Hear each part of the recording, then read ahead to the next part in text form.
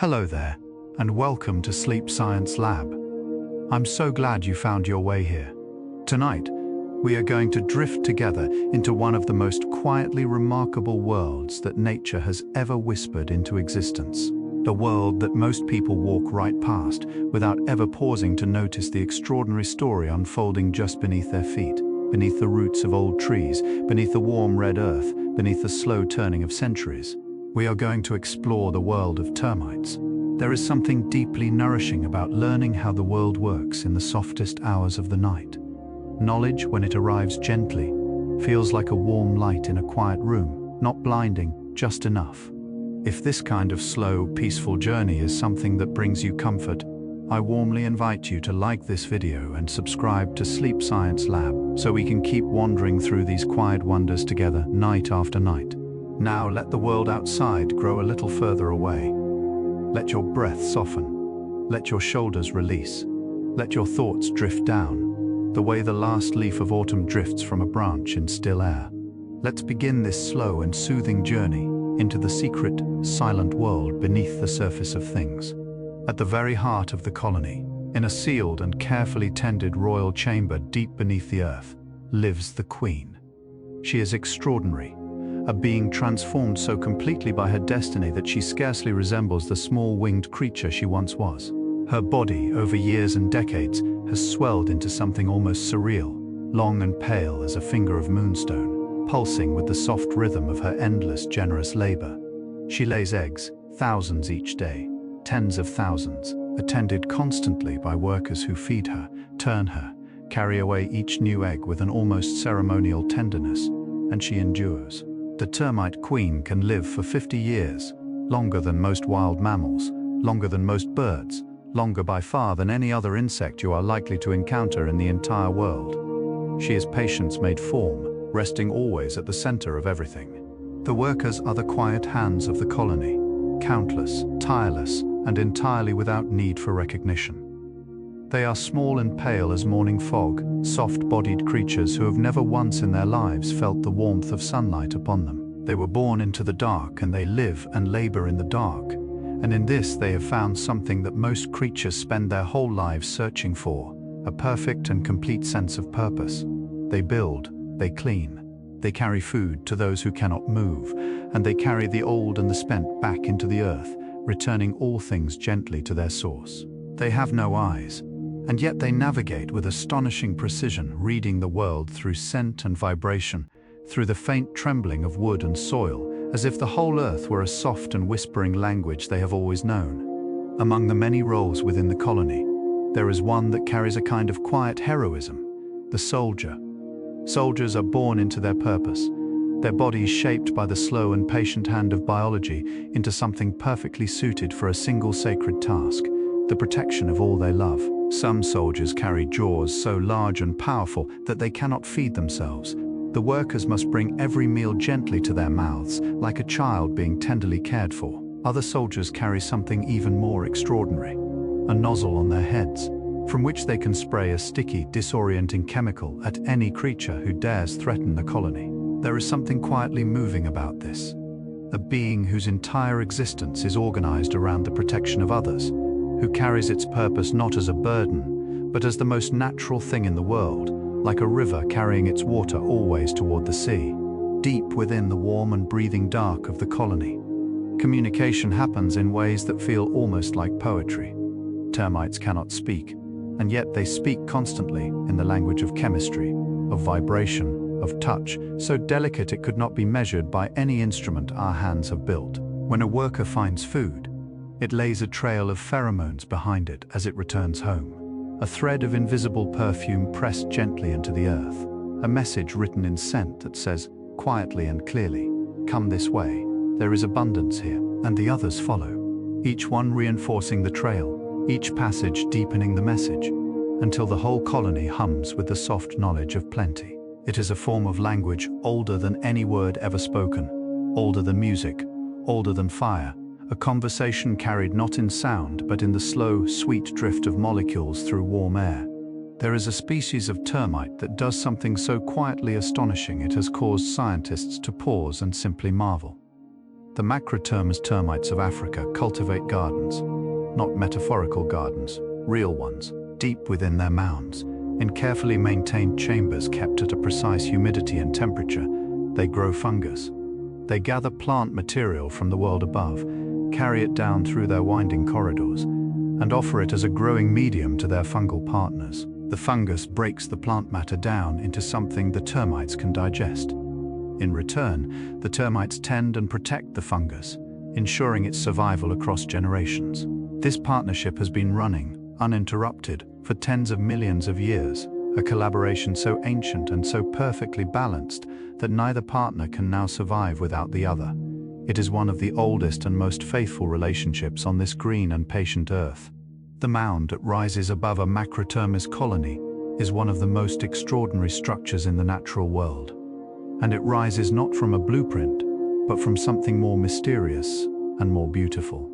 Each termite contributes a single grain of earth, moistened with saliva, pressed carefully into place. Alone, that grain means nothing. Together, across millions of such small and faithful acts, something breathtaking emerges.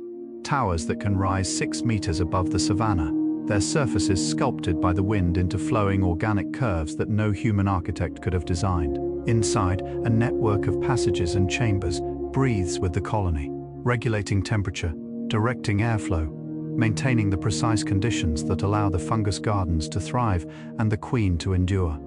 It is a building that is also a lung, a home that is also a living thing, a tower built by creatures who have never once seen it from the outside. One of the most soothing things about the natural world is the way it reminds us that slowness is not weakness. The termite mound does not rise overnight. It grows by the tiniest increments, over months and years and sometimes decades, each grain of earth placed with the unhurried certainty of a being that understands, without ever needing to think about it, that good things are built slowly. There is something deeply restful about that knowledge. In a world that so often rushes, here is a reminder pressed quietly into the red earth of the savanna that patience is a kind of genius, that the accumulation of small, faithful acts can produce something greater than any single grand gesture. You can feel it now, perhaps, that same quality of patient slowness, settling over you like warm earth, like the long and breathable dark, like all the time in the world gently arriving at once. Beneath the great savannas of Africa, beneath the red laterite soils that glow like embers in the afternoon sun, the termite mound extends downward as far as it reaches upward, and sometimes farther. The underground portion of a large termite colony is a vast and intricate city, a labyrinth of corridors and chambers carved with extraordinary precision into the living earth. There are nurseries where eggs rest in soft clusters, tended by workers whose touch is so gentle it could not be felt by any human hand. There are food storage chambers where harvested plant material is stacked with quiet efficiency. There are royal apartments, sealed and guarded with a devotion bordering on reverence. And threading through all of it, like the quiet rivers of a hidden continent, are the ventilation shafts, passages designed not for movement but for breath, carrying fresh air down into the deepest chambers, carrying warmth upward, keeping everything alive in the warm and fragrant dark. There is a quality to the air inside a termite mound that scientists have described as remarkably stable, and this stability is not accidental, but the product of an engineering intelligence so refined it has taken us millions of years to begin to understand. The mound regulates its own internal temperature with a precision that rivals our most sophisticated climate systems. In the heat of an African afternoon, when the savanna shimmers and the air above the red earth bends with warmth, the interior of the mound remains cool and steady. At night, when the temperature drops sharply and the stars grow bright and cold above the plain, the mound holds its warmth like a cupped and careful hand. The termites achieve this not through any single design feature, but through the combined effect of wall thickness, tunnel placement, and the slow metabolic warmth of millions of small bodies breathing together in the deep and patient dark. Let us rest for a moment in the concept of time, not human time, with its clocks and its urgencies, but the deep and rolling time of the natural world. Termites have been building their structures for so long that some of the mound complexes in Africa and South America are older than the oldest human buildings on Earth. Researchers studying ancient termite mound fields in Brazil have dated some of the mound systems to nearly 4,000 years old, still active, still inhabited, still quietly expanding at the edges. These are not ruins but living cities, inhabited continuously across hundreds of human generations, maintained with the same steady, unhurried care. To lie here now, breathing softly in the quiet dark, and to hold that thought gently, 4,000 years of patient, faithful building, is to feel something loosen in the chest, something that perhaps needed loosening, something that knows now that it too has time. In the warm forests of Southeast Asia, there is a species of termite, the Termites, that does something remarkable each morning. They leave, unlike most termites who spend their entire lives in the sealed and lightless world beneath the earth. Termites workers venture out each day in long, orderly columns, moving through the forest in streams that can stretch for 100 meters or more. They are foragers, collecting lichen and algae and fungal spores from the surfaces of trees and rocks and fallen logs. And they move, always with a quality of calm that is almost meditative. No rushing, no crowding, no disorder. Each column has soldiers posted along its flanks, standing patient and still as sentinels while the workers pass between them. And when the column returns, laden with its soft harvest, it folds back into the earth, with the quiet efficiency of water finding its way home. There is a word that ecologists use when they speak of termites, a word that carries enormous weight and extraordinary beauty. That word is ecosystem engineer.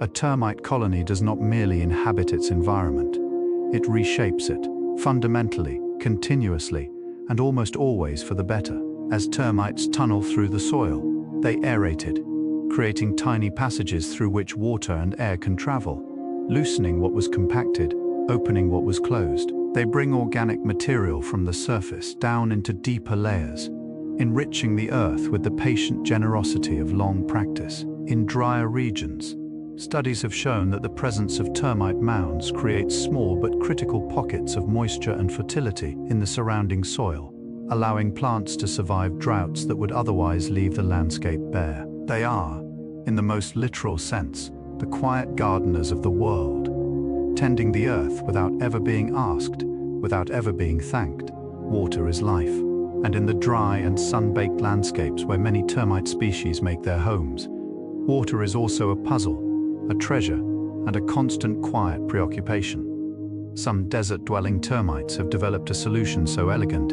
it feels less like biology and more like poetry. They tunnel downward, far downward, sometimes many meters below the surface, until they reach the faint traces of moisture that linger in the deep earth, long after the last rain has been forgotten by everything above.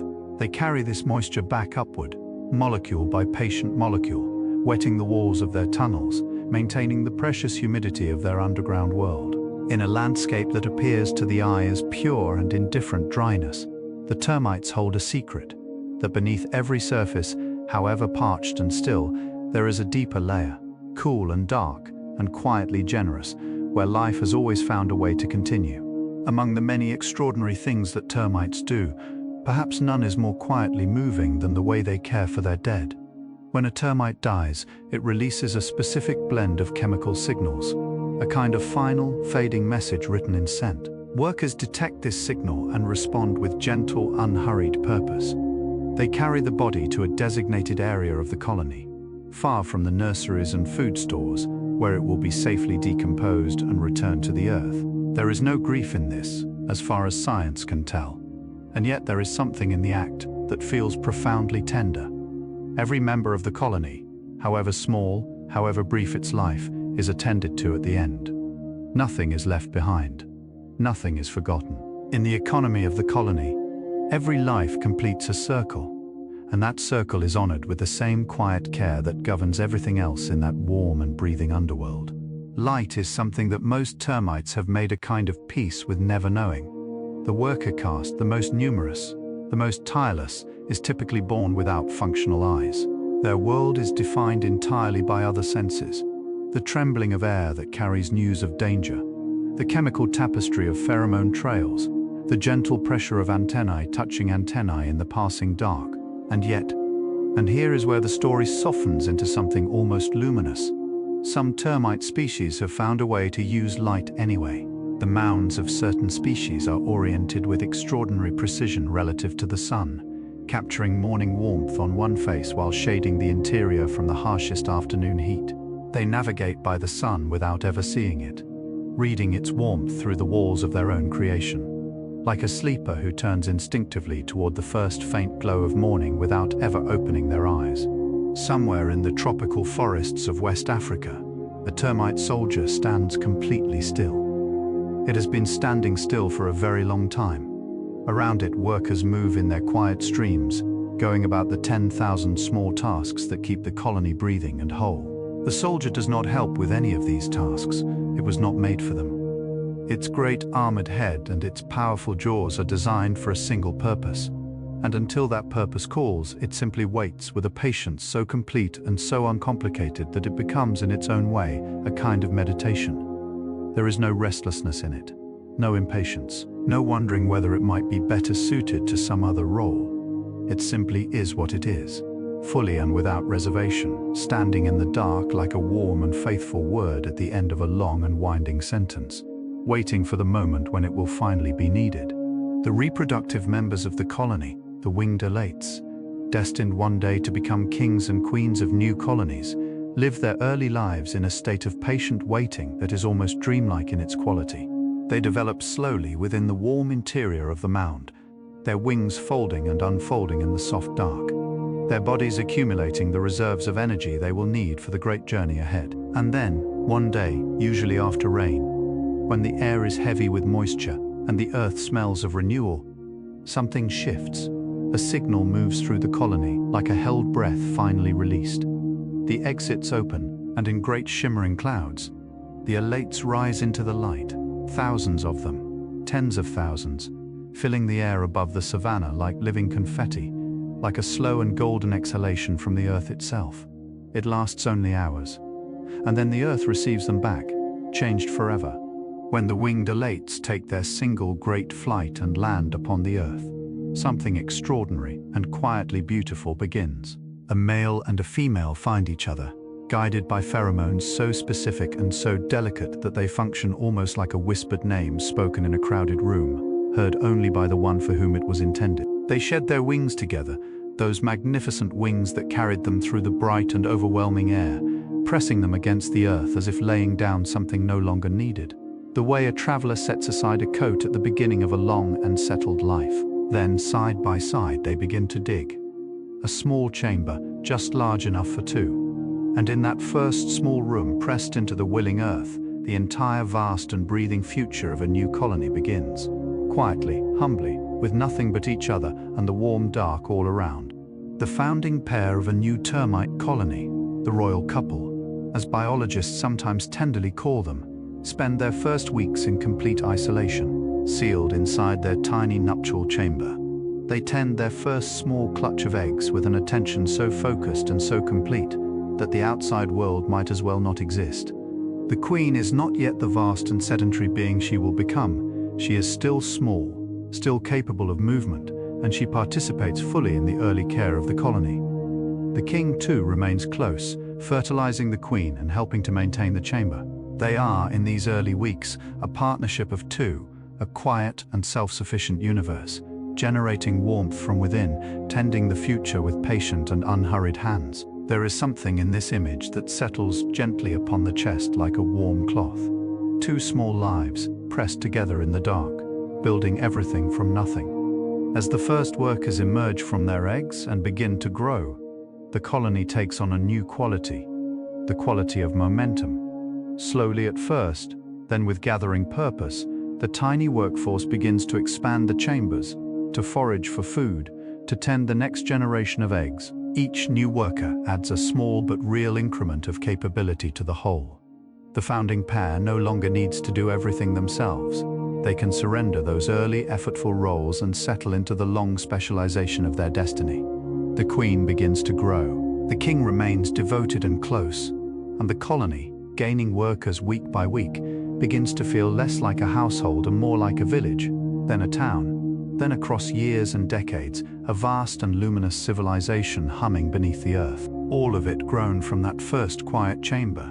that first small act of digging, that first shared decision to begin. There is a termite species native to the dry woodlands of Australia, the Termites exitiosus, whose mounds are oriented along a precise north-south axis with an accuracy that has astonished researchers for decades. The flattened, blade-like shape of the mound means that its broad faces catch the gentle warmth of the morning and evening sun, while its thin profile is presented to the fierce heat of midday, minimizing overheating during the hottest hours. No single termite decided this orientation. No architect drew the plans.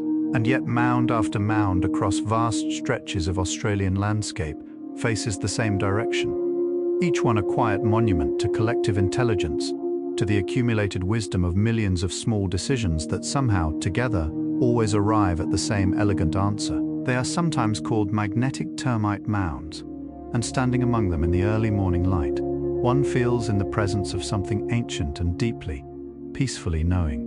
Wood is the great gift that termites have learned, over hundreds of millions of years, to receive. Where other creatures see only a fallen log, solid, inert, the end of something, termites see a beginning. They see a larder, a building material, a source of moisture, a world. But wood is not easy to digest. Cellulose, the primary component of plant cell walls, is one of the most structurally stubborn molecules in the natural world. Most animals cannot break it down at all. Termites, however, carry within their small pale bodies a community of microorganisms, bacteria and single-celled organisms called protozoa, that live in their hindguts and do the quiet, essential work of unlocking the energy stored in wood. This community has lived inside termites for so long that neither partner can survive without the other. It is a cooperation older than flowers, older than grass, a partnership maintained in the warm and breathing interior of every termite on this earth. Within the hindgut of a single termite, there exists a world so intricate and so alive that scientists have spent entire careers mapping its contours and still feel they have only glimpsed the beginning. Hundreds of species of microorganisms, bacteria, archaea, protozoa, live in a community of such extraordinary complexity and such precise interdependence that it functions almost like a colony within a colony. Each microorganism plays its role. Some break cellulose into simpler sugars, others ferment those sugars into usable energy.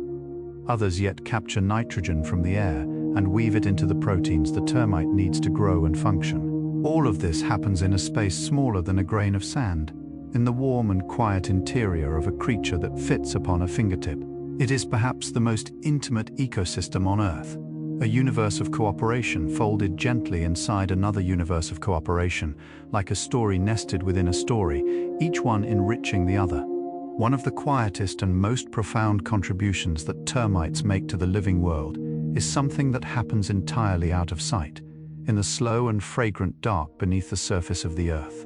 As termites tunnel and feed and build, they continuously mix the soil, moving organic material from upper layers down into deeper ones, and bringing mineral-rich material from below up toward the roots of plants. This process, which soil scientists call biotubation, is one of the primary ways in which the earth renews itself. In tropical regions especially, where termites are most abundant, this constant gentle churning is essential to the health of the soil, to the richness of the ecosystems that grow from it, to the forests and savannas that breathe above it. They are the unseen hands that keep the earth soft and open, and generously alive, working always in the dark, asking nothing, giving everything, turning the great wheel of life with patient and unhurried devotion. Rain arrives upon the savanna with a particular quality of drama, a darkening of the sky, a cooling of the air, a smell that rises from the earth like a long-held memory finally surfacing. And for the termite colony, rain is not merely weather.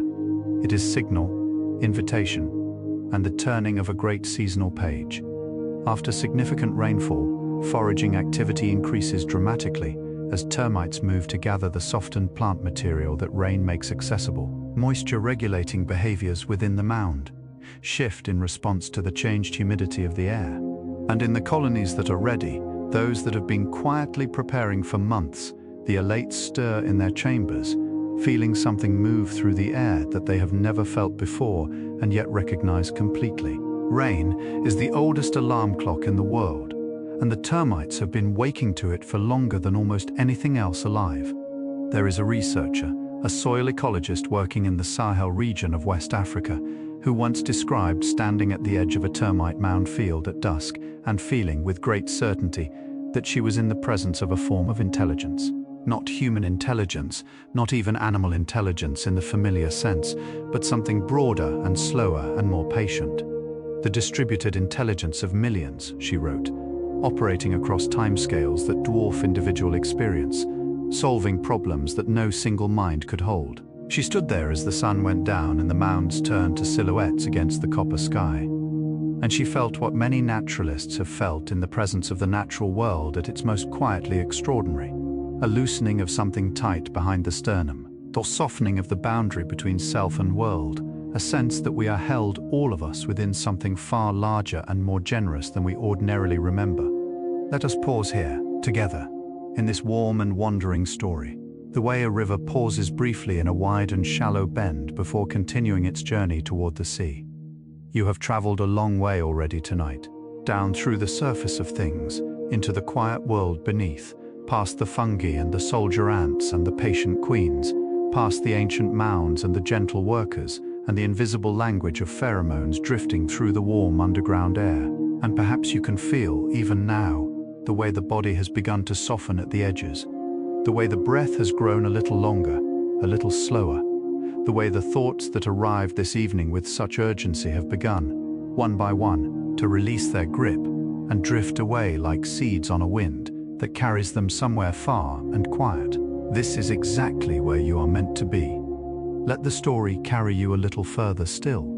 In the rainforests of Central America, a species of termite has found a way to build its home not in the earth, but in the trees, constructing its nest from a material so ingenious that engineers have studied it with genuine admiration. These arboreal termites gather wood particles and plant fiber, and mix them with their own saliva and excretions to create a substance called carton, a lightweight, moisture-resistant, remarkably strong material that they mold into soft, rounded nests, clinging to branches and trunks high above the forest floor. The nests have a warm, organic quality, rounded and smooth, the color of dark honey, draped among the leaves like lanterns hung by patient hands.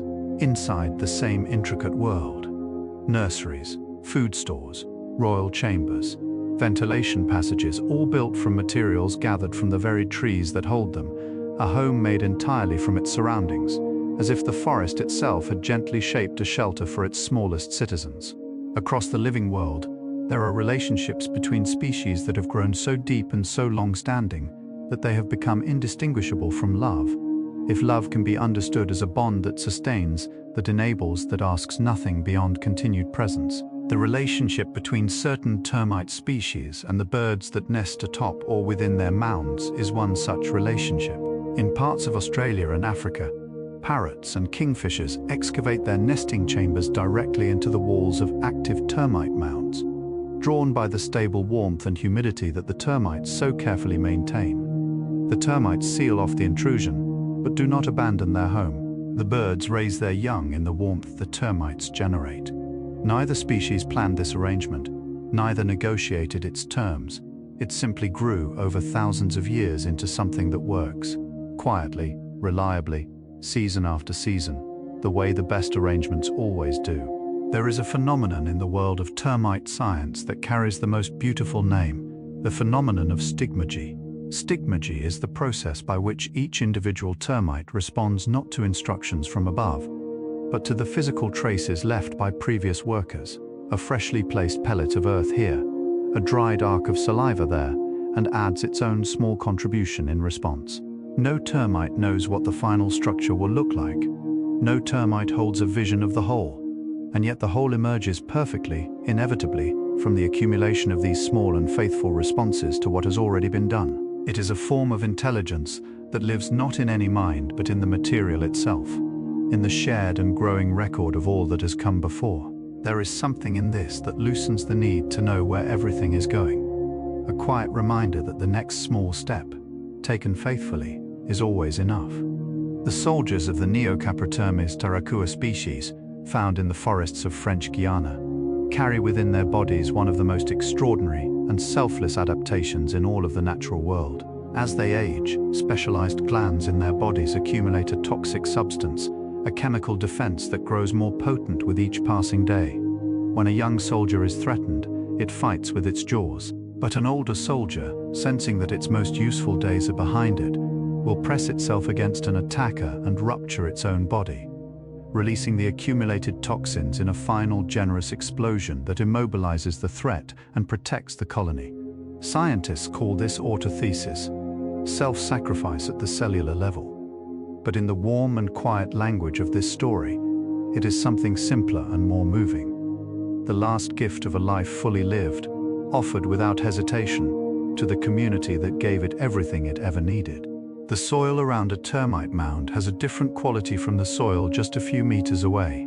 It is richer, darker, more alive, dense with the accumulated output of millions of small digestive processes, shot through with the mineral gifts brought up from deep below the surface. Plants that grow in this enriched soil grow taller and greener, and more vigorously than their neighbors, as if they are leaning towards some warmth they can feel but cannot name. In the drier regions of sub-Saharan Africa, researchers have found that during extended droughts, vegetation around termite mounds persists long after the surrounding landscape has dried to pale stillness. Small islands of green life in a sea of brown, each one centered on the quiet generosity of a colony working below. From above, these mounds appear as scattered emerald patches across the landscape. The termite's gift, made visible, written in the language of living color, across the face of the earth. There is a quality of darkness inside a termite mound that is unlike any other darkness in the world.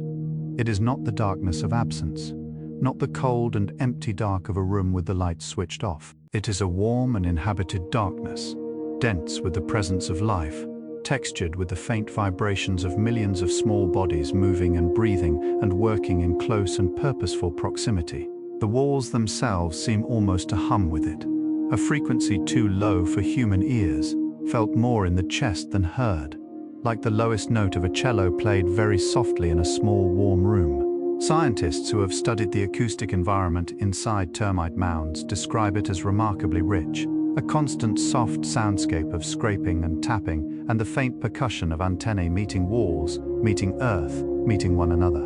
A lullaby made not of melody, but of pure and patient presence.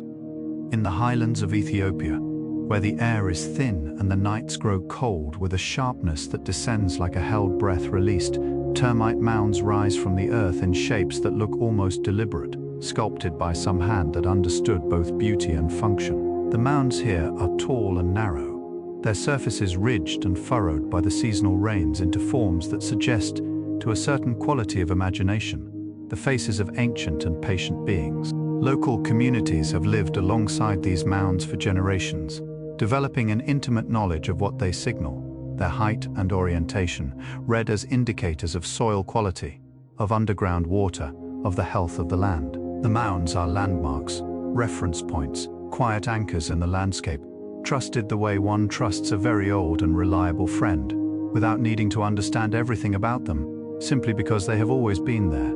Among the most remarkable things that science has discovered about termite colonies is the way they respond to damage. When a section of the mound is breached, torn open by a predator, collapsed by rain, damaged by the hooves of passing animals, the response is immediate and extraordinary in its coordination. Soldiers rush to the breach, positioning themselves at its edges, mandibles outward, forming a living wall of defense while the repair work begins. Workers stream toward the damage with fresh pellets of moistened earth, filling the gap grain by grain with a focused urgency, quite unlike their usual unhurried pace. Within hours, sometimes minutes, the breach is sealed. Within days, the repaired section is structurally indistinguishable from the original. The colony does not mourn the damage. It does not hesitate or deliberate. It simply responds with everything it has, and then returns, as naturally as breath, to the deep and patient rhythm of ordinary life. There is a particular hour of the night, not quite midnight, not yet the first graying of dawn, when the world outside grows so still that you can almost feel the earth breathing. It is an hour that belongs in some quiet way to the small and patient creatures who have always known how to inhabit stillness. Beneath the sleeping surface of the savannah, The termite colony continues its work, indifferent to the hour, unaware of the darkness above, moved only by the interior rhythms of its own vast and breathing life. Workers move along their ancient trails. The queen rests in her sealed chamber, her body pulsing with its generous, endless labor. The soldiers stand their quiet watch, and somewhere in the nursery, a new generation is stirring in its eggs, just beginning to feel the first faint warmth of its own existence, pressing gently against the shell of what it has not yet become, ready, when the time is right, to begin. It is worth pausing to hold, very gently, the sheer number of termites alive on this earth at this precise moment. As you lie here, breathing softly, your body growing heavier and warmer with each passing minute, scientists estimate that the total biomass of termites on Earth is roughly equal to, and by some calculations greater than, the total biomass of all human beings combined. We are not alone in our abundance. Beneath every tropical forest, beneath every savanna, beneath the red and patient soils of every warm continent, an enormous parallel civilization is quietly conducting its ancient and essential business. They were here before us. They will, in all probability, be here after us. And in between, they are doing something that might be the most important work on Earth, turning death into life, turning wood into soil, turning the end of things into the patient beginning of everything that comes next. In the dry woodlands of northern Australia, there lives a termite whose relationship with fire is one of the most quietly astonishing stories in the natural world. The mounds of Termites meridionalis, the magnetic termite, are built with walls so thick and so dense that they can withstand the passage of bushfires that consume everything around them. Researchers have documented mounds that have survived repeated fire events across decades, their interiors remaining cool and intact, while the landscape outside is transformed to ash and black-tipped grass. When the fire passes and the first rains arrive, the termites simply continue, emerging from their sealed and protected world into a landscape that has been, by the fire's passage, fold-enriched with fresh mineral nutrients and cleared of the competing vegetation that might otherwise have claimed the resources their colony depends upon. They do not flee the fire. They outlast it, patient and sealed within their own deep quiet. The relationship between termites and the aardvark is one of those ancient arrangements that feels, when you hold it in your mind at night, like a story that has been told so many times it has become a kind of truth about the world. The aardvark, that extraordinary, gentle, long-nosed wanderer of the African night, depends almost entirely upon termites and ants for its sustenance. It moves through the dark with its remarkable nose pressed low to the ground, reading the chemical signatures of colonies through the soil.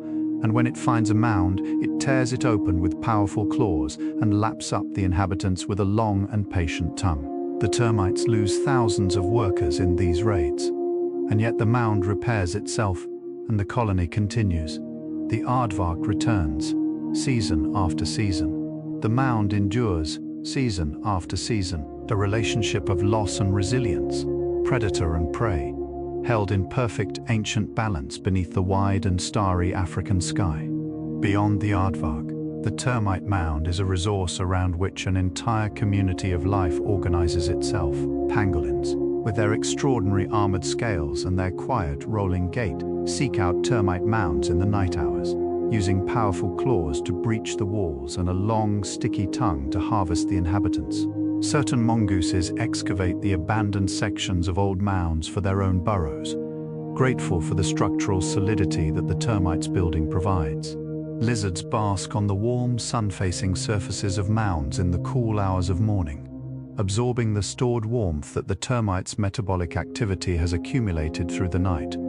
Birds perch on the highest points. Seeds lodged in the mineral-rich soil of the mound's surface germinate with unusual vigor. The mound is not merely a home, it is a gift, continuously offered to the wider world, a center of warmth and richness around which the whole community of life quietly arranges itself. In the science of architecture, there is a growing field of study called biomimicry, the practice of looking to the natural world for design solutions that human ingenuity has not yet discovered. Termite mounds have become one of the most studied subjects in this field, and for good reason. The passive climate control systems of macrotermas mounds have inspired the design of buildings in Zimbabwe and elsewhere. structures that maintain stable interior temperatures without mechanical heating or cooling, using only the principles of airflow and thermal mass that the termites discovered hundreds of millions of years ago. The Eastgate Center in Harare, Zimbabwe, is perhaps the most famous example, a building whose ventilation system was directly inspired by the architecture of termite mounds, consuming a fraction of the energy of comparable conventionally cooled buildings. The termites have been teaching this lesson for 300 million years. We are only beginning, very slowly and very humbly, to learn it. There is something in the image of an architect studying a termite mound that feels like a kind of homecoming, a moment when human intelligence, having traveled a long and circuitous route, finally arrives back at the wisdom that was always already present in the world. We built our cathedrals and our towers, our glass and steel cities shimmering in the heat. And then one quiet day, a researcher crouched down beside a low red mound in an African field and understood, with a sudden and humbling clarity, that the answer to a problem we had been wrestling with for decades had been sitting here all along, patiently waiting, silently demonstrating, asking nothing. The mound neither gloats nor withholds. It simply stands in the warm light, doing what it has always done, being a perfect and generous solution to the problem of living well upon this earth, in harmony with the air and the warmth and the slow turning of the days. Deep in the tropical forests of Borneo, where the air is so thick with moisture it feels like breathing warm silk, there lives a termite species that has solved the problem of defense in a way that feels almost alchemical. The Globitomys sulphureus soldier carries within its body a pair of enormously enlarged glands filled with a bright yellow secretion, a substance so sticky and so chemically potent that when the soldier ruptures itself in the presence of an attacker, the yellow liquid hardens almost instantly upon contact, immobilizing the threat in a golden embrace from which it cannot escape. The forest floor where this happens bears no visible mark of the encounter. The trees continue their slow and breathing rise toward the canopy. The colony continues its quiet work below. Only a small yellow patch on the leaf litter tells the story, brief, beautiful, already fading of a life given completely and without hesitation, for the sake of everything it loved. The language of pheromones that termites use to communicate is so nuanced, so layered with meaning, that scientists have spent decades attempting to decode only its most basic vocabulary. There are alarm pheromones released when danger is detected, spreading through the colony like a ripple across still water, triggering the soldiers and alerting the workers with a swiftness that no vocal signal could match. There are trail pheromones, the invisible threads that connect food sources to the heart of the colony, renewed and reinforced with each passing worker until they become as reliable as roads. There are recognition pheromones, the chemical signature unique to each colony, carried on the bodies of every member, allowing the colony to instantly distinguish friend from stranger at the lightest brush of an antenna. And there are others still, subtler and less understood, whispered conversations between individuals, passing messages too private and too quiet for science to have fully heard. Consider for a moment the extraordinary feat of the termite gut microbiome, that dense and ancient community of microscopic beings whose home is the warm interior of a termite's digestive tract. When a young termite hatches from its egg, it is born without this community. It must acquire it, and it does so through one of the most intimate acts in the insect world, trophallaxis, the mouth-to-mouth transfer of liquid between colony members. An older worker feeds the young termite not just with food, but with the microbial community that will make digestion possible, passing along in a single generous exchange the accumulated biological wisdom of the colony's entire history. Every termite carries within it a living inheritance from every generation that came before, a community of microorganisms passed down mouth to mouth, generation to generation, in an unbroken chain that stretches back millions of years into the warm and breathing past. There are places on this earth where the termite mound has become so woven into the fabric of human life that its presence feels less like ecology and more like kinship. In parts of West Africa, termite mound soil, dense with minerals and organic richness, has been used for generations in the construction of homes, in the making of pottery, in traditional medicinal practices that have accumulated their own patient wisdom across centuries. Communities in the Sahel have long known that the soil of an old termite mound retains moisture differently than the surrounding earth. and have used this knowledge to determine where to plant, where to dig wells, where to build. The termites have been quiet advisors to human settlement for as long as humans have lived in their landscapes, their mounds read like gentle messages from the earth itself, written in the language of soil and structure, patient and always there for those who have learned to look. We have now traveled together through 50 quiet stories, 50 small windows opened into the warm and extraordinary world beneath the surface of things. And perhaps you can feel, as this 50th story settles around you like the last layer of a soft and generous blanket, that something in you has been traveling too, not outward, into the wide and busy world, but inward, down into the deeper and more patient layers of yourself, where the breath is longer and the thoughts are softer and the body knows, without needing to be told, that it is safe to rest. The termites have been here all along, beneath every step you have ever taken on warm soil, building, tending, turning, enriching. And you have been here too, breathing, feeling, slowly releasing the day. Let the story carry you a little further. There are 50 more quiet wonders waiting, just ahead, in the warm and welcoming dark. In the ancient forests of Australia, there is a termite species, Termite darwinensis, that carries within its biology a kind of living message from the deep past. It is considered the most primitive termite alive today, a species so ancient and so unchanged that studying it is like opening a window directly into the world as it existed hundreds of millions of years ago. Unlike most termites, Termite lays its eggs in batches, glued together in a structure that resembles with extraordinary closeness the egg cases of cockroaches, a quiet confirmation of that ancient shared ancestry, written not in stone but in the soft and patient language of biology.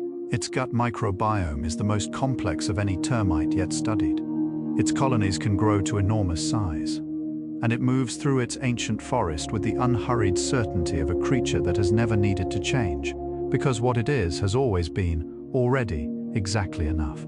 The forest floor is one of the most underappreciated landscapes on Earth, a world in miniature, dense with life and process, where the grand cycles of growth and decay play out in exquisite slow motion beneath the canopy of everything that towers above.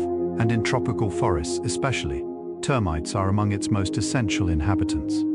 They are the primary decomposers of dead wood in many tropical ecosystems, breaking down fallen trees and branches with a thoroughness and a speed that no other organism can match. Without them, the forest floor would accumulate into an impassable depth of woody debris, locking away the carbon and nutrients that the living forest needs to continue. With them, dead wood becomes soil, slowly, quietly, continuously, the end of each tree becoming the nourishment for the next, the whole forest breathing in a great slow cycle of which the termites are the patient and indispensable turning point. There is a researcher in Brazil who has spent 20 years studying a single termite mound field in the dry scrubland of the northeast, a landscape of twisted trees and red earth where the mounds rise in their thousands, evenly spaced, stretching across an area the size of Great Britain. These mounds, she has discovered, are the product of a single species, Sintomes dirus, working across a period of nearly 4,000 years. The field is not a collection of separate colonies but a single, vast, interconnected civilization, its mounds connected by underground tunnels, its resources shared across distances that dwarf any individual colony's range. She describes standing in the center of this field at dawn, the mounds glowing amber in the first light, and feeling not for the first time that she is standing inside something that has no adequate human word. Ancient, alive, quietly, enormously, patiently itself.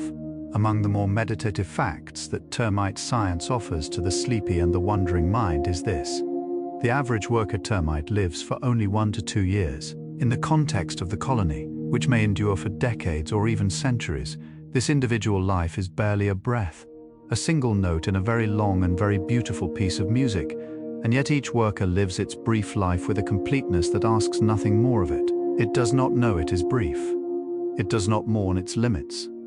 It builds and carries and tends and feeds. And when it is done, it is gathered back into the colony's ongoing story with the same quiet care with which it contributed to it. There is a gentleness in this, a reminder that meaning does not require duration, that a life fully given to what it was made for carries within it a kind of wholeness that no length of time could add to or take away. The termite colony breathes, and this is not metaphor but literal biology. The metabolic activity of millions of small bodies generates carbon dioxide in quantities that would be quickly fatal without a system to manage them. The ventilation architecture of the mound, its carefully placed shafts and its porous outer walls, draws fresh air in and pushes stale air out through a process driven entirely by the physics of temperature and pressure, with no moving parts, no energy expenditure beyond the heat that the colony's own life continuously generates. The mound breathes with the rhythm of its own warmth, inhaling cool air through the base as it rises and exhausts through the upper shafts. A slow and gentle pulse that has continued without interruption, day and night, for as long as the colony has lived. Lying here now, feeling your own breath moving slowly and easily, you are in this one quiet way, doing exactly what the mound has always done. In the soft hours before dawn, when the world outside your window holds its breath between the last of night and the first pale suggestion of morning, the termite colony is already deep into its oldest rhythms. The same rhythms it has kept for 300 million years, unchanged and unhurried, as reliable as the turning of the earth itself. There is something profoundly comforting in this continuity. The knowledge that beneath every sleeping landscape, this quiet work has been proceeding without interruption through every night that has ever existed on this planet. Through the nights of the dinosaurs, through the nights of the first flowering plants, through the long cool nights of the ice ages when the stars burned cold and sharp above a frozen world. And through this night, your night, gentle and warm and filled with the soft sound of your own breathing, growing slower now, growing deeper, carried forward by the oldest and most patient story the earth knows how to tell. The chemical world of the termite colony extends beyond communication into something that can only be described as medicine. Termites have been observed incorporating specific plant materials into their nest construction. Materials with antimicrobial properties, selected with a precision that suggests something very close to intention. Some species line their nursery chambers with plant compounds that inhibit the growth of harmful fungi and bacteria, protecting the vulnerable eggs and young larvae from the microbial threats that would otherwise flourish in the warm and nutrient-rich environment of the colony interior. They have been practicing this form of preventive medicine for millions of years, without laboratories, without microscopes, without any conscious understanding of what they are doing, guided only by the accumulated chemical wisdom encoded in their bodies, refined across geological time into something so precise and so effective that human researchers are now studying it with genuine and growing admiration. There is a termite species in South America. Constrictor term is Cyphergaster, that builds its nests in a way that seems, to a certain quality of attention, almost artistic. The nest is a dark, rounded structure attached to the branch of a tree, its surface deeply textured with ridges and folds that give it the appearance of something sculpted rather than grown. But what makes it truly remarkable is the way light behaves upon its surface at different hours of the day. The morning sun catching the ridges and casting the valleys into shadow, creating a shifting landscape of warmth and dark that changes slowly as the hours pass. The termites did not design this beauty. They were solving problems of structural strength and moisture management. And yet beauty arrived anyway, the way it so often does when a living thing is doing exactly what it was made to do, with complete and unhurried devotion to the task at hand. Somewhere in the long and generous history of this planet, a small soft-bodied insect made a decision, or rather, was made by the slow hand of evolution into a creature capable of something that had never existed before in the history of life on Earth. It began to live not as an individual, but as a part of something larger. It surrendered the solitary life, with all its freedoms and all its vulnerabilities, for the collective life, with all its constraints and all its extraordinary resilience. This was not a conscious choice, but it was, in its consequences, one of the most transformative moments in the history of complex life on this planet. The superorganism was born, and with it, a new way of being in the world, one built not on the strength of any single body, but on the inexhaustible power of cooperation, of shared purpose, of millions of small lives woven together into something that endures far beyond what any one of them could ever achieve alone. You are right now 60 stories deep into the quiet world beneath the surface. 60 small chambers of wonder opened and gently explored. 60 soft lights turned on in the warm interior of the night. And the body, faithful and wise, has been listening to all of it. Perhaps the hands have uncurled a little, releasing the day from their palms. Perhaps the space behind the eyes has grown softer and darker. The way the sky grows softer in the hour after sunset, when the last of the color has faded, and what remains is simply the deep and generous dark. Perhaps the breath has found, without any effort at all, the long and easy rhythm that belongs to rest, the rhythm that the body has known since before it knew anything else. There are 40 stories still to come, waiting ahead in the warm and breathing dark, each one a small and patient gift offered to the part of you that is already, even now, beginning to dream. In the warm and mineral-rich soils of the Indian subcontinent, termite mounds have long held a place in the spiritual and cultural imagination that goes far beyond their ecological role. In parts of rural India, certain large and ancient mounds are considered sacred, dwelling places of spirits protected by local tradition from disturbance, garlanded with flowers on particular days of the year, and tended with the same quiet reverence offered to any beloved and enduring presence. Cobras, drawn by the coolness and the shelter of old mounds, are sometimes found coiled at their bases, adding another layer of sacred association to what is already a profoundly storied structure. The mound becomes, in this cultural light, something more than architecture. It becomes a monument to patience, to endurance, to the kind of deep and rooted presence that inspires not only admiration, but a certain quality of grateful wonder, the way one feels in the presence of anything that has been faithfully, quietly itself for a very long time. The foraging trails of a termite colony, if you could see them from above, drawn in soft light against the dark earth, spreading outward from the mound in branching patterns that narrow and widen and narrow again, would look remarkably like the branching pattern of a river delta seen from high above, or the spreading network of veins in a single leaf held up to the light. This is not coincidence, it is convergence, the recurring signature of a mathematical principle called fractal branching, which appears whenever a system must distribute flow as efficiently as possible across a landscape. The termites did not discover fractal geometry. They were shaped by it, by the same deep logic that shapes rivers and trees, and the branching of your own blood vessels, carrying warmth and nourishment to every outermost reach of everything that lives. The same beautiful pattern, written again and again into the fabric of the living world, in 100 different languages, all saying the same quiet and generous thing. There is a particular behavior observed in termite colonies that researchers have named, with great affection and precision, grooming. Workers move through the colony attending not only to the physical infrastructure, but to one another, cleaning debris and parasites from the bodies of their nestmates with their mouthparts, with a thoroughness and a gentleness that serves the health of the entire community. The queen, unable to groom herself, is attended constantly by dedicated workers who clean her great pale body with patient and unhurried attention. The eggs are cleaned, the larvae are cleaned, even the soldiers whose powerful jaws make self-grooming difficult are attended to by the smaller workers who move around them like quiet and faithful helpers.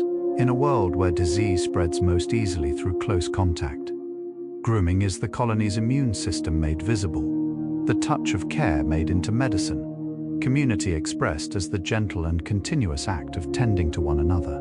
The question of how termites navigate, how a blind worker finds its way from a food source far outside the mound back to the precise location of its home tunnel, through a landscape of root and stone and soil, has occupied scientists for many years and yielded answers of extraordinary beauty. Termites use a combination of chemical trails, vibrational cues, and, remarkably, the Earth's magnetic field. Magnetite crystals discovered in the bodies of certain termite species allow them to orient themselves relative to the planet's magnetic lines with a precision that our most sensitive compasses can barely match. They carry within their small and patient bodies a compass made of iron, ancient as the planet itself, calibrated across millions of years of evolution, to read the great and invisible field that wraps around the Earth like the most enormous and most gentle of all embraces, holding everything, guiding everything, felt by everything that knows how to be still enough to listen. Rain has fallen on the savannah, and the air carries that particular perfume. Petrichor, the scientists call it. The smell of rain meeting dry earth, which is actually the smell of a compound called geosmin released by soil bacteria disturbed by the first drops. It is one of the oldest and most universally beloved smells known to the human nose, and it rises now from the red earth as the termite elates begin their emergence, their wings catching the last grey light of the storm-washed sky, their bodies rising in their thousands into air that smells of beginning. Somewhere above the mound, a pair will find each other. Somewhere in the wet and fragrant earth, they will press their wings into the soil and begin to dig their first small chamber. The rain continues to fall, soft and generous and indifferent to how many times this same story has unfolded beneath it. 10,000 generations, 100,000 more, always the same, always entirely new, always beginning. There is a termite species in the dry savannas of southern Africa, Trinovitermis trinovoides, whose soldiers carry within their heads a gland so large it occupies nearly the entire front portion of their skull, pushing everything else, every other organ, every other function, to the margins in favor of this single extraordinary chemical weapon. The gland produces a substance that, when sprayed upon an ant or other predator, causes immediate and profound disorientation, a confusion so complete that the attacker loses all sense of direction and wanders in helpless circles while the workers retreat to safety. The soldier that deploys this weapon does not pursue. It does not celebrate. It simply stands at the breach, gland empty, body spent, and waits with the same absolute stillness that has characterized its entire existence, while the colony it has protected flows quietly back into the safety of the dark, carrying with it everything that matters, everything that will continue, everything that the soldier's small and faithful life was always entirely for. In the long and layered history of termite research, few figures are more quietly beloved than the Swiss entomologist Karl Escherich, who in the early 20th century spent years in the forests of Sri Lanka and Southeast Asia observing termite colonies with a patience and an attention that his contemporaries found almost monastic. He wrote about termites not with the detached precision of a cataloger, but with the warm and wondering voice of someone who had been genuinely changed by what he witnessed, who had crouched beside mounds in the early morning and felt in their ordered and purposeful activity something that moved him beyond the boundaries of science into the territory of philosophy. He wrote that studying the termite colony had taught him more about the nature of community, of purpose, and of the quiet intelligence that arises when individual lives are given entirely to the service of something larger than themselves, than any human institution he had ever encountered. The wood that a termite colony consumes is transformed, in the slow alchemy of its digestive processes, into something far more valuable than the energy it releases, the frass. The fine dark material that termites excrete after digesting wood is one of the most nutrient-rich substances in the soil ecosystem. It is dense with nitrogen, with phosphorus, with the mineral gifts unlocked from the woody matrix by the termite gut's microbial community. Workers distribute this material throughout the colony and into the surrounding soil as they tunnel and build, creating zones of extraordinary fertility wherever they move. A soil scientist once described fresh termite frass as looking under a microscope like the most perfect garden compost imaginable, a material so rich and so biologically active that it seems almost to hum with potential. Every fallen tree that a termite colony consumes does not disappear. It is transformed, slowly, completely, generously, into the future of the forest that surrounds it. There is a profound and calming symmetry in the way that termite colonies handle the transition of power. When a queen grows old and her egg-laying begins to slow after decades of that extraordinary generous labor, the colony does not panic or fragment.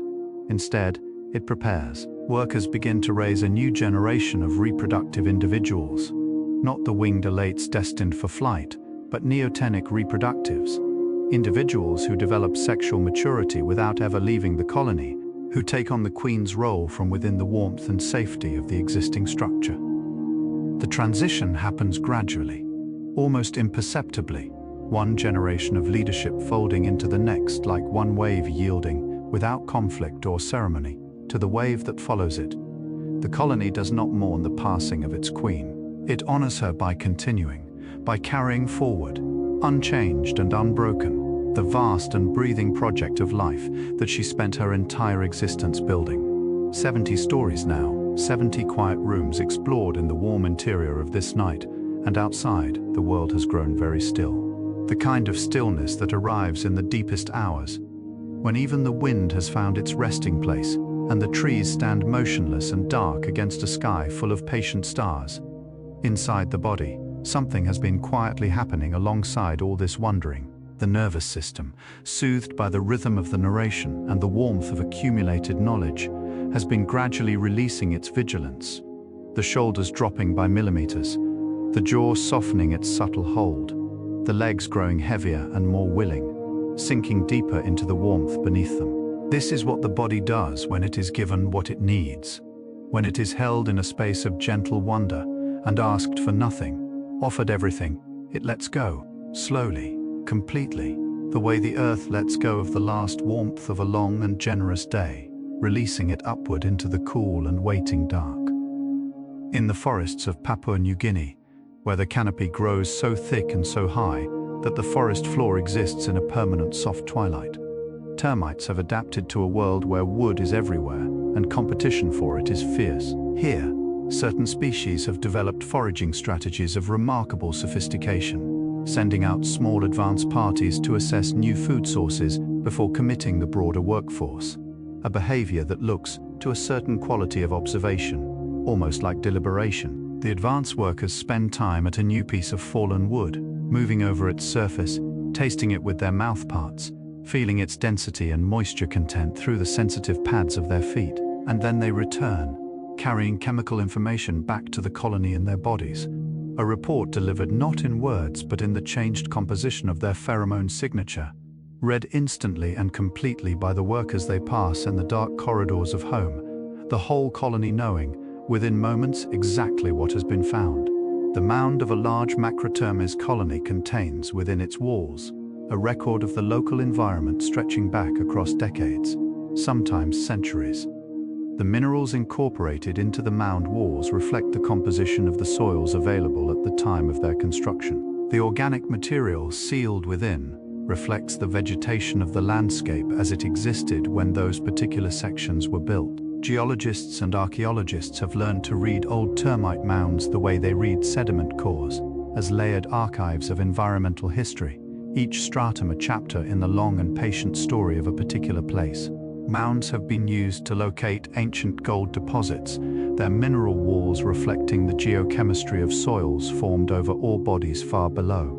They have been used to reconstruct ancient vegetation patterns. They are libraries, built grain by grain, holding the memory of the land in their warm and mineral embrace. There is a quality of devotion in the termite colony that is unlike anything else in the insect world. A completeness of commitment that has no gaps or reservations, no moments of reluctance or withdrawal. Each individual is entirely given over to the life of the whole, not through any suppression of self, but because the self and the whole are, in the deepest biological sense, the same thing. The worker does not sacrifice itself for the colony. It expresses itself through the colony. The soldier does not choose duty over desire. Duty and desire for the soldier are a single and identical thing. This is not something that can be achieved. It is something that is simply lived from the first moment of existence to the last, without effort or exception. And there is something in this completeness, in this perfect and untroubled alignment between what one is and what one does, that the tired and searching human mind finds, in the quiet of the night, almost unbearably restful to contemplate. The sounds that termites make, beyond the soft percussion of their movement, include a behavior that scientists have studied with particular fascination. When alarmed, soldier termites drum their heads against the walls of the tunnel, rapidly, repeatedly, sending vibrations through the substrate that travel far faster and far farther than any chemical signal could. These vibrations are felt by other termites throughout the mound as a kind of whole-body sensation, a trembling in the walls and floor of every corridor, communicating urgency without words, without chemistry, through the pure physical language of the earth itself vibrating. Other species respond by drumming in turn, amplifying the signal, passing it deeper into the mound in a wave of coordinated alertness that reaches the furthest chambers within seconds. It is a communication system built entirely from the materials at hand. The wood, the earth, the walls of home. A message sent not through the air, but through the very substance of everything the colony has ever built. 3/4 of the way through our long and quiet journey, now 75 small stories told. 75 windows opened in the warm interior of the night. And the night itself has deepened around you, hasn't it? Grown softer and more complete. The way darkness grows not darker, but somehow more inhabited as the hours pass, filling with its own gentle quality of presence. The termite colony continues below, as it has through every night of this planet's long and breathing life. The workers move in their quiet streams. The queen rests in her sealed warmth. The soldiers stand their patient watch at the margins of the world they know. And somewhere in the deepest nursery chamber, in the most protected and most tender part of the whole vast structure, the eggs rest in their soft clusters, each one holding, in the warm dark of its interior, the entire unwritten story of a life not yet begun.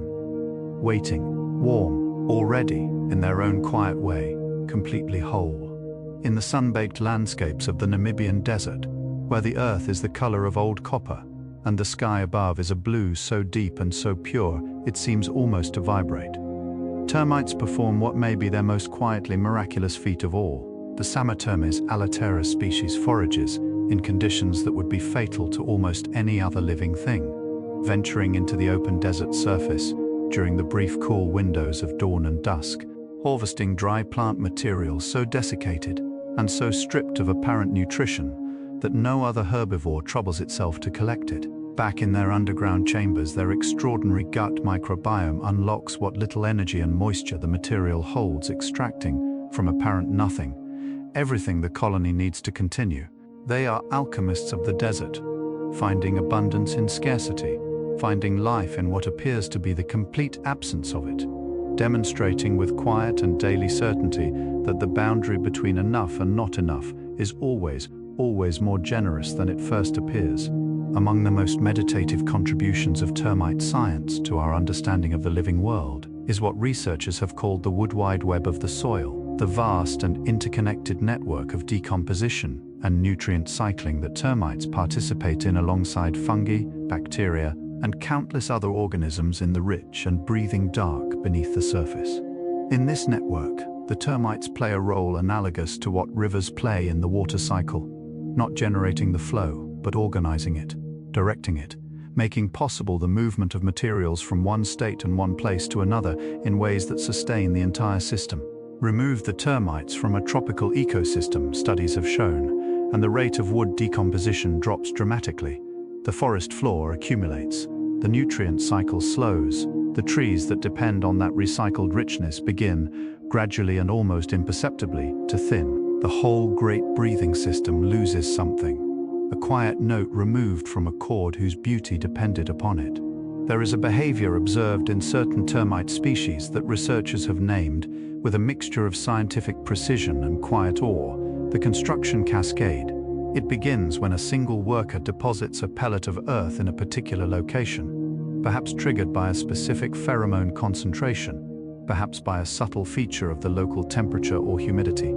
This first pellet becomes a signal. Another worker, encountering it, deposits its own pellet nearby, then another, and another, each new addition changing the local environment in ways that attract further additions, the structure growing not from any plan, but from the self-reinforcing logic of its own emergence.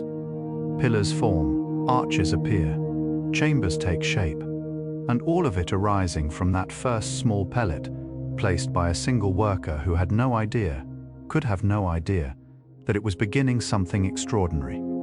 It is the architecture of pure beginning, the whole cathedral implicit in the first place stone. The relationship between termites and carbon is one of the most consequential stories in the ecology of our planet, and one of the quietest. Termites are among the most significant processors of dead plant material on Earth, and in breaking down this material they release carbon dioxide and methane as byproducts of their digestive processes. For many years, this made them subjects of concern in the context of greenhouse gases, until researchers looked more carefully and discovered that the carbon termites release in decomposition is the same carbon that would eventually be released anyway by slower processes over longer timescales. What termites actually do, in the broader accounting, is accelerate the cycle, returning carbon to the atmosphere and to the soil on a timescale that keeps the nutrients available for living plants, rather than locking them away in slowly rotting wood for centuries. They are not a problem in the carbon cycle.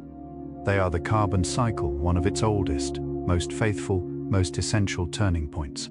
80 stories now, 80 soft and quiet rooms passed through in the long and generous dark of this night.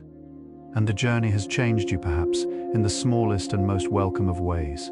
The world outside, with its urgencies and its sharp edges and its constant forward motion, has grown a little more distant, a little more theoretical, a little less pressing. And the world within, the one that knows how to breathe slowly, that knows the difference between what matters and what merely insists upon mattering, has grown a little more present, a little more spacious, a little more at home in the warm and patient dark. 20 stories remain, 20 more small windows into the extraordinary world beneath the surface.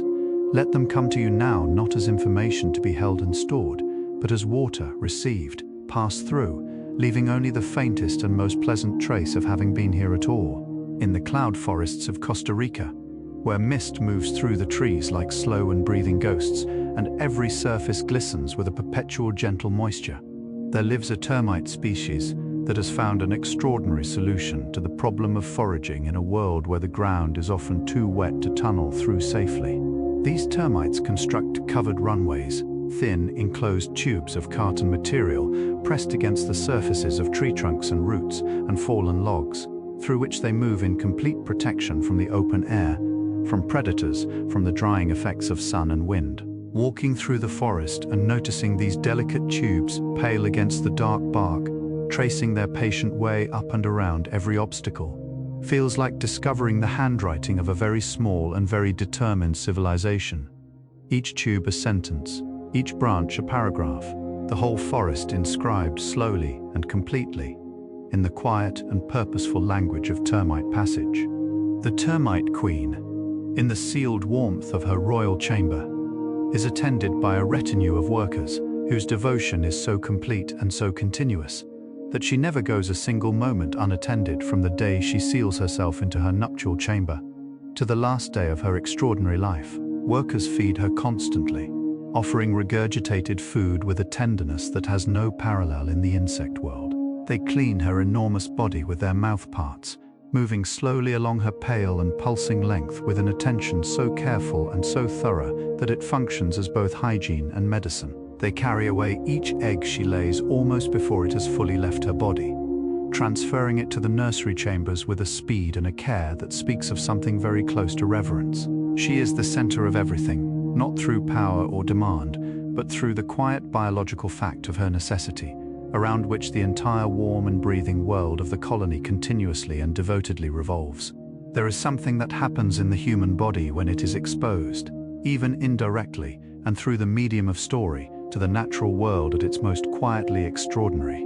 The physiological stress response, that ancient system of alertness and preparation that keeps us safe in dangerous moments, begins, slowly and measurably, to release its grip. Cortisol levels drop, heart rate gentles. The breath, without any conscious instruction, finds a longer and more generous rhythm. Researchers who study the restorative effects of nature on human well-being have found that even recorded nature sounds, even descriptions of natural environments, produce measurable improvements in mood and measurable reductions in physiological stress markers. The termite colony, working in its warm and patient dark 300 meters below the conscious mind, is doing something for you tonight that no medicine could precisely replicate, simply by being what it is and allowing you, in the quiet of this hour, to know it. The oldest termite fossil ever discovered was found preserved in amber, that warm and golden medium that holds the ancient world in perfect suspended stillness. And it dates to approximately 100 million years ago. The creature preserved within is so similar to termites alive today that the intervening 100 million years seem almost not to have happened. The same soft body, the same delicate antennae, the same essential form. Looking at images of this amber fossil, one feels the particular quality of vertigo that comes from genuine contact with deep time. The sudden and slightly breathtaking awareness that the small pale creature moving through the soil beneath your nearest park or garden is,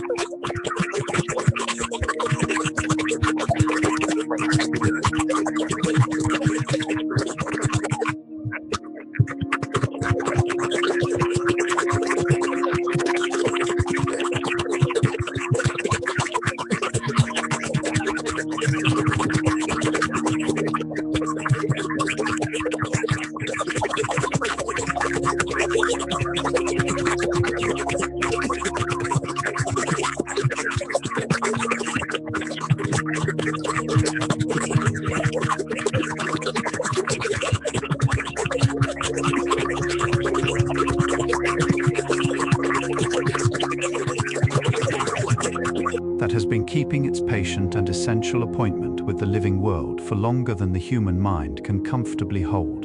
In the warm interior of this night, as the stories continue their slow and gentle unfolding, there is a quality of time that has begun to change, to grow softer and less linear, more like water than like a road.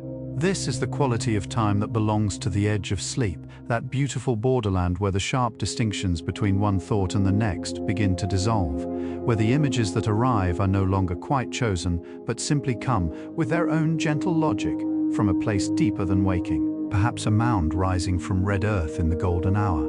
Perhaps the pale, translucent body of a worker moving through a dark and fragrant corridor. Perhaps the image of a queen, vast and still in her sealed chamber, surrounded by devotion, breathing slowly, enduring. These images ask nothing of you. They carry no urgency. They are simply there, warm and quiet and endlessly patient, like the colony itself, like the earth itself, like the deep and generous dark that holds you now.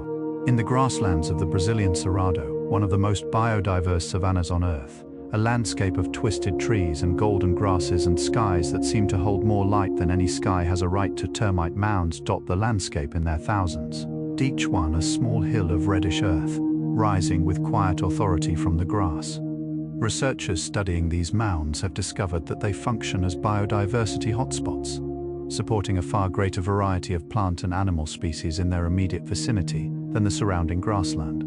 The enriched soil around each mound supports different plant communities. These plants attract different insects. The insects attract different birds, and so the mound, by simply being present and doing what it has always done, generates around itself an expanding circle of richness and variety that reaches far beyond its own walls, a generosity that asks nothing in return, that neither knows nor needs to know the full extent of the gift it is continuously, quietly giving.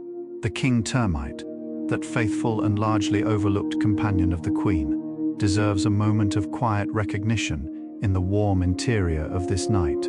Unlike the queen, whose body transforms dramatically over the course of her reign, the king remains relatively unchanged, small, dark, mobile, spending his long life in close proximity to the queen, fertilizing her continuously and participating in the early care of the colony. He lives as long as she does, sometimes 50 years, making him one of the longest-lived male insects on Earth.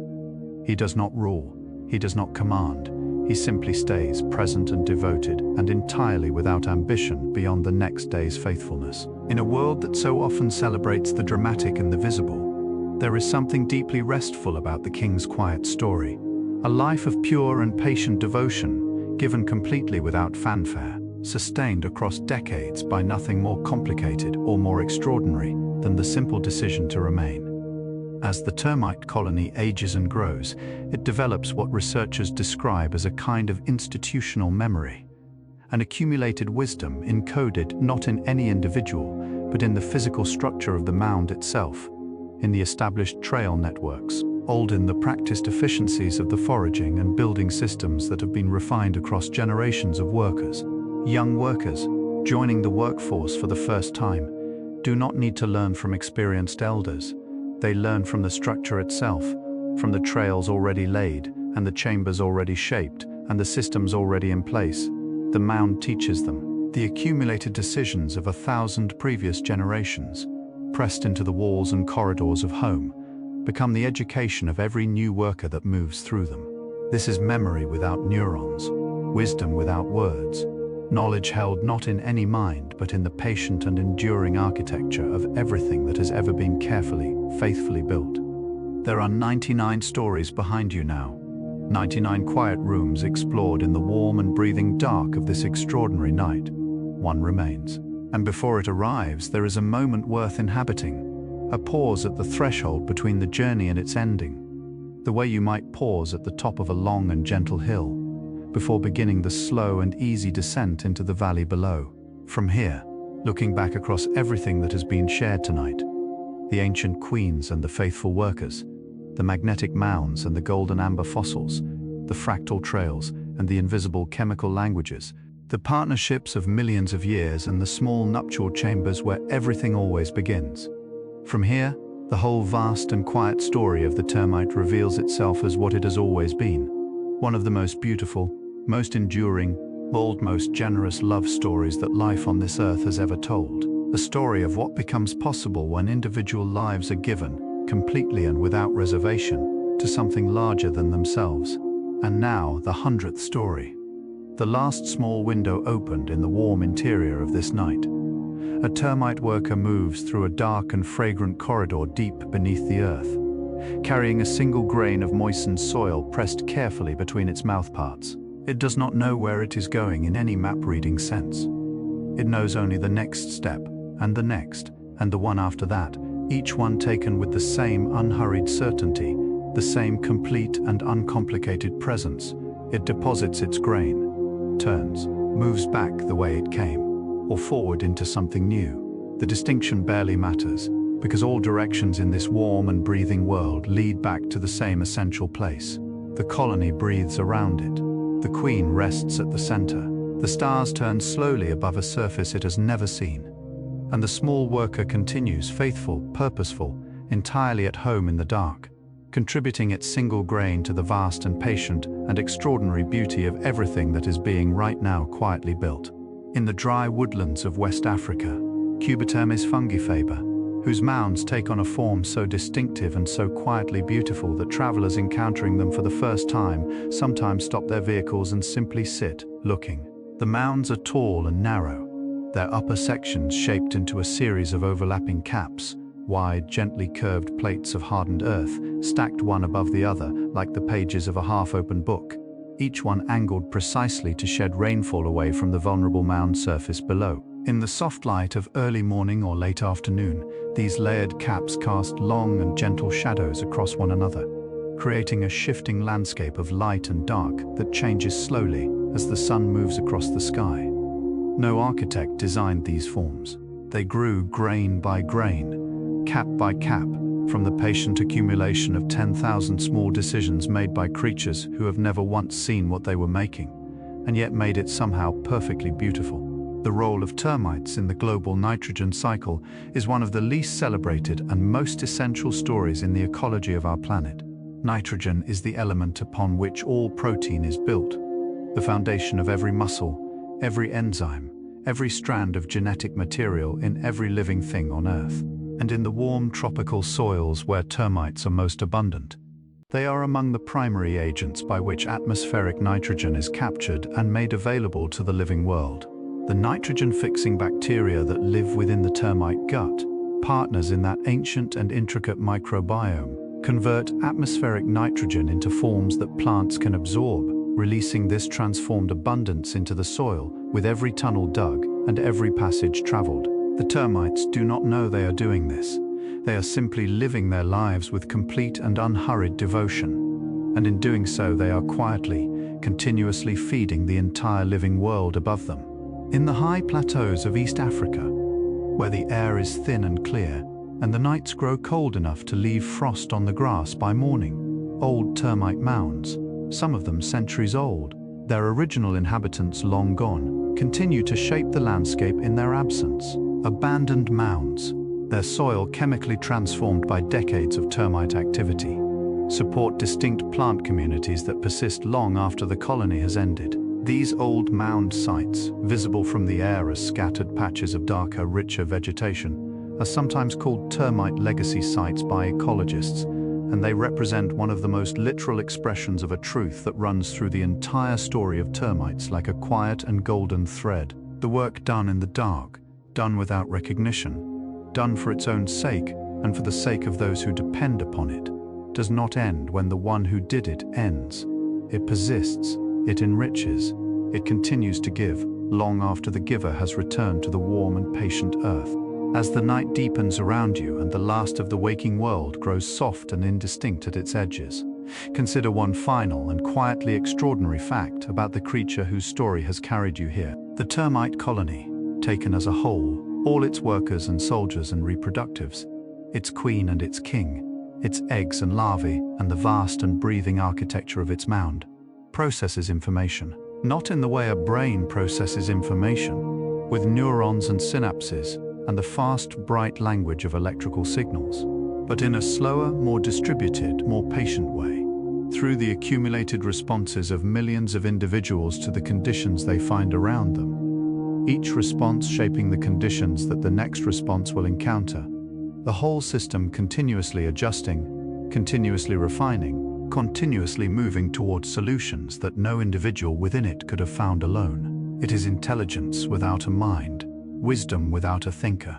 the deep and patient knowing of life itself, working always toward the same quiet and generous end. 5 stories from the end of our long and gentle journey now. And the body has come so far from where it began this evening. The breath has grown long and easy, moving in and out with the slow and reliable rhythm of something that no longer needs to be managed or monitored, something trusted completely to the wisdom of the body itself. The thoughts, if there are thoughts, have grown light and infrequent, brief visitors who arrive quietly and depart without ceremony, leaving no residue of urgency or unfinished business. The warmth beneath and around you has become less a physical sensation and more a quality of the moment itself, an all-surrounding gentleness that is not quite temperature and not quite light, but something older and more essential than either. This is the place the body has been trying to reach since the first moment you lay down.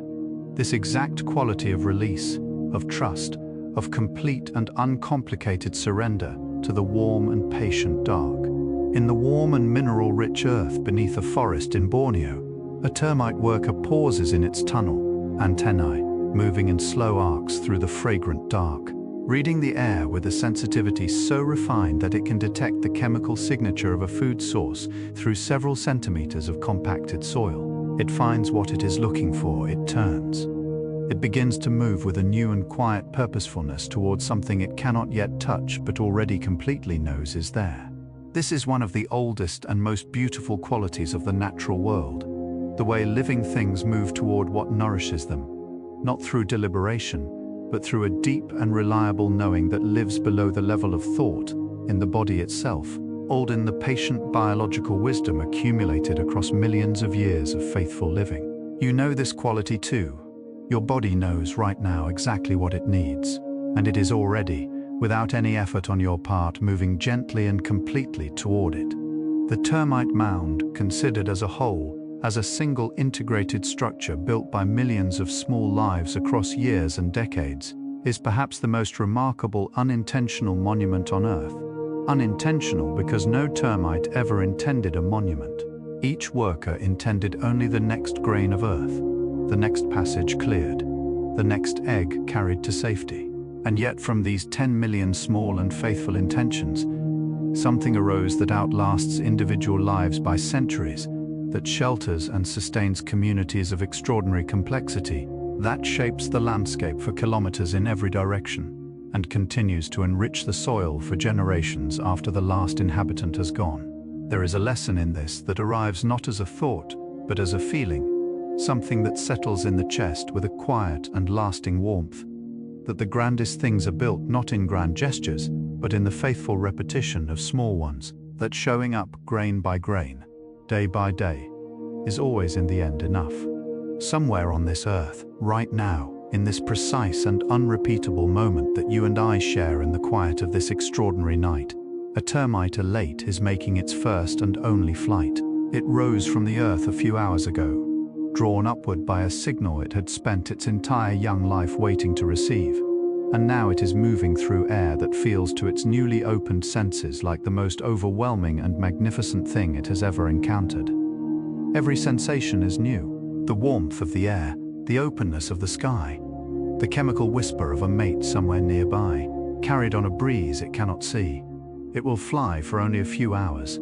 It will land, shed its wings, and begin to dig. And in that small chamber pressed into the willing earth, the whole vast and breathing future of a new colony will begin to grow, quietly, faithfully, from nothing at all, the way every extraordinary thing has always begun. One story remains after this one final small light to be lit in the warm interior of this night, and before it arrives, there is something worth feeling rather than thinking, something that has been accumulating quietly through all 98 stories that have come before, settling layer by layer into the body the way the termites settle grain by grain into their mound. It is a quality of wonder that has nothing urgent about it, a wonder that does not demand anything, that does not need to be shared or acted upon or even fully understood. It is simply there, warm and complete, in the chest. The quiet amazement of a mind that has spent an evening in the presence of life at its most patient and most generous and most quietly extraordinary. The termites did not ask to be wondered at. They simply are, building, tending, enduring, and in the faithful continuance of their being, they have offered us, tonight, an unexpected and deeply restful gift. And here at last is the 100th story. The final grain placed atop everything that has come before, completing a structure built across this long and gentle night from the accumulated warmth of 100 small and quiet wonders. The termite colony continues. It has always continued. Beneath the sleeping world, in the warm and fragrant dark, below the grass and roots and patient earth, the oldest civilization on our planet keeps its ancient and essential appointment with life. Workers move in their quiet streams. The queen breathes in her sealed and tended warmth. The soldiers stand their faithful watch, and the mound, that extraordinary monument to what becomes possible when small lives are given completely to something larger, rises from the red earth toward the stars, unchanged, unhurried, enduring. The night is wide and soft around you. The breath is long and easy. The body knows, finally and completely, that it is safe to rest.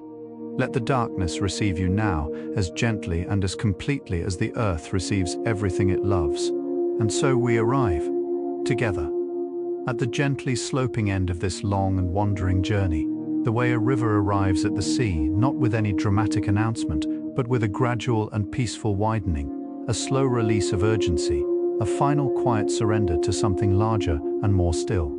We have traveled far tonight. We have moved through 300 million years of patient history, through the warm and fragrant corridors of underground cities built grain by creatures who have never once needed to be told what they were for. We have stood beside royal chambers, where extraordinary lives unfold in sealed and devoted quiet. We have watched Elates rise into rain-washed skies and fall back to earth, changed and purposeful, ready to begin. We have walked the foraging trails of columns moving through ancient forests, read the chemical languages of invisible messages pressed into warm earth, marveled at mounds that outlast dynasties and hold the memory of landscapes in their mineral walls. We have learned that the termite is an ecosystem engineer, one of the great quiet architects of the living world, responsible for the health of soils upon which entire forests depend, for the cycling of carbon and nitrogen upon which all life is built, for the decomposition of dead wood that returns the forest's past to its future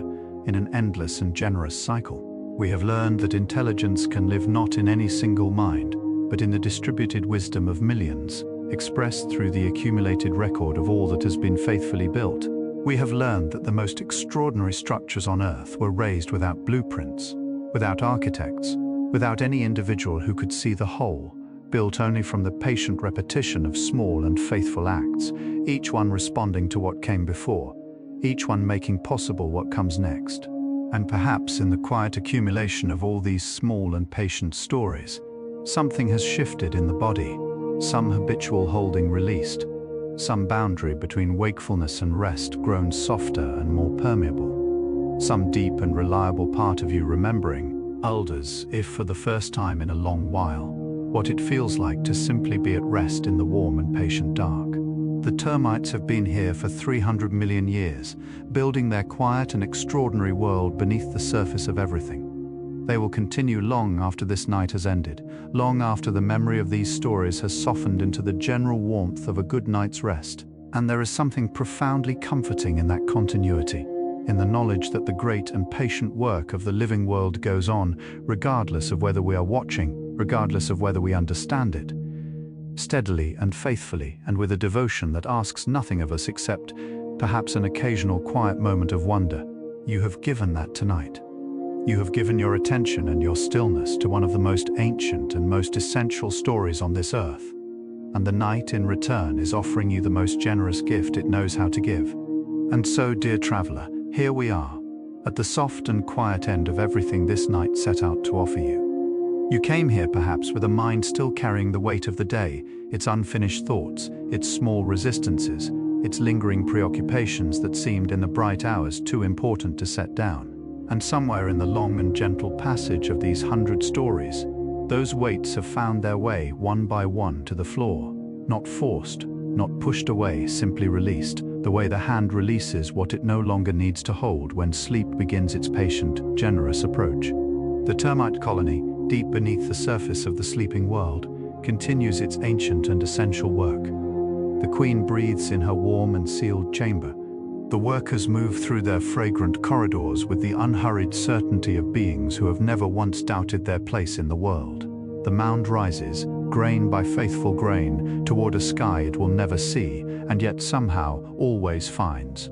This is what the natural world offers us in its most quiet and most generous moments. Not answers exactly, but something better.